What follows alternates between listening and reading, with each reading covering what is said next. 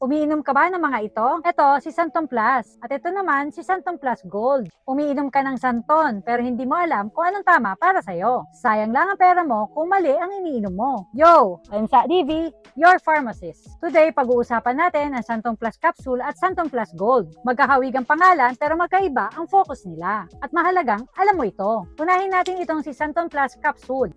Ito ay may mangustin santon at malunggay na kilala bilang antioxidants. Ang role ng Santon Plus Capsule ay pang daily support, ito ay tulong para sa general wellness at para sa gustong suportahan ng katawan laban sa oxidative stress. Simple lang siya kung ang goal mo ay maintenance. Pang araw-araw na wellness support, ito ang mas basic option. Pero reminder, hindi ito gamot at panggamot na may sakit. Supplement lang siya. Ngayon naman, ang Santon Plus Gold, ito naman ay may advanced formula kumpara sa regular capsule. Bukod sa ito ay may mangustin santons at malunggay, ito ay may dagdag na ingredients na focus sa na mas malakas na antioxidant support, energy at vitality support para sa mga taong mas exposed sa stress, pagod at aging factors. So ibig sabihin, kung ang feeling mo ay pagod ka lagi, stress sa work, o kung gusto na mas premium support, dito na pumapasok si Santon Plus Gold. So anong difference nila? Santon Plus Capsule, basic, pang maintenance, at daily oxidant support. At ito naman si Santon Plus Gold, mas kompleto, mas premium, pang extra support sa energy at overall wellness.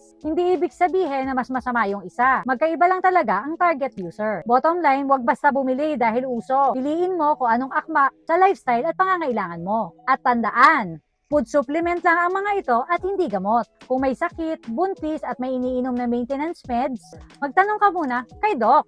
Ikaw, umiinom ka na ba ng mga ito? Comment down below and please like, share, and follow us for more videos.